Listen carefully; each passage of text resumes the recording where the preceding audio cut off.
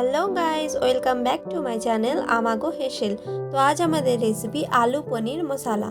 তো তার জন্য আমরা প্রথমেই পনির নিয়ে নিয়েছি। এরপর পনিরটা পিস পিস করে কেটে নেব। এই যে কেটে নিয়েছি। এরপরে এদিকে আমি একটু গরম জলে লবণ দিয়ে ফুটিয়ে নিয়েছি।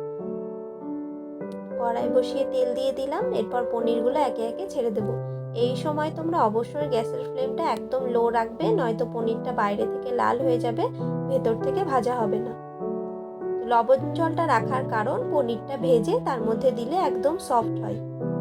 তো এখানে গুঁড়ো মশলায় হলুদ, লঙ্কা গুঁড়ো, গোটা জিরে, চিনি, জিরে গুঁড়ো, লবণ, দুটো শুকনো লঙ্কা, দুটো তেজপাতা নিয়ে নিয়েছি।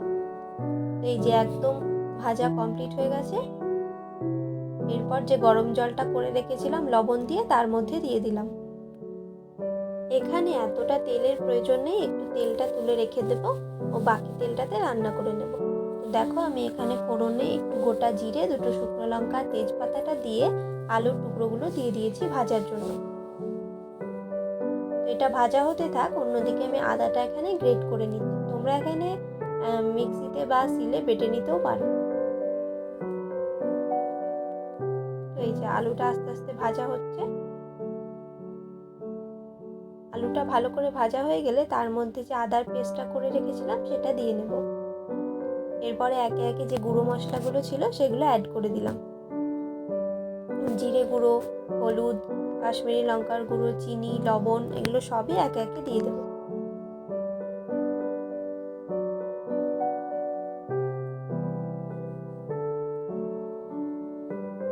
এই যে এবার ভালো করে দিয়ে ভেজে নিয়েছি।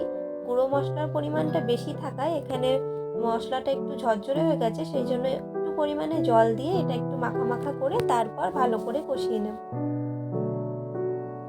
তো এটা কষা হতে থাক, অন্যদিকে আমি পোস্তটা বেটে নিই। তো এই যে মশলাটা একদম ভালো করে ভাজা ভাজা হয়ে গেছে। তারপরে পরিমাণ মতো জল দিয়ে দেব। এখানে প্রথমে অল্প জল দিয়ে মশলাটা ভালো করে মিশিয়ে নিচ্ছি, তারপরে জলের পরিমাণটা বাড়িয়ে নেব। এই রান্নাটাতে তোমরা জলের পরিমাণটা একটু বেশিই দেবে, কারণ পনির দেওয়ার পর জলটা অনেকটা টেনে নেবে।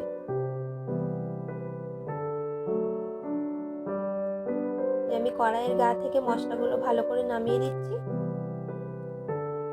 তারপর ঢাকা দিয়ে দেব। ঢাকা দিয়ে তোমরা মিনিমাম 5-6 মিনিট মতো ফুটিয়ে নেবে। তো আমাদের জলটা একদম ভালোভাবে ফুটে গেছে। দেখো আলুগুলো ভালো করে সেদ্ধ হয়ে গেছে। আমি এখানে ভেঙে দেখিয়ে দিচ্ছি।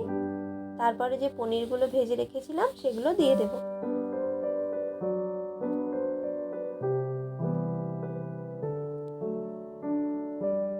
ভালো করে একবার মিশিয়ে নিচ্ছি।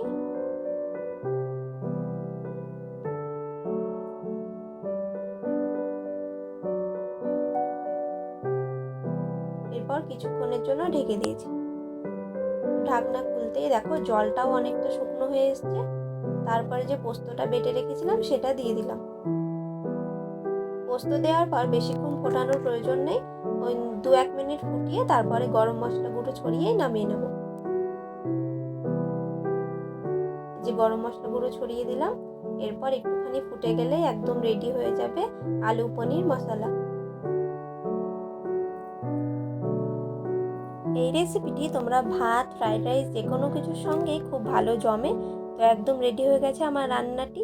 তো আমার রান্নাটি এতক্ষণ দেখার জন্য তোমাদের অনেক ধন্যবাদ। যদি ভালো লেগে থাকে তাহলে অবশ্যই ভিডিওটি লাইক, কমেন্ট অ্যান্ড শেয়ার করে দিও।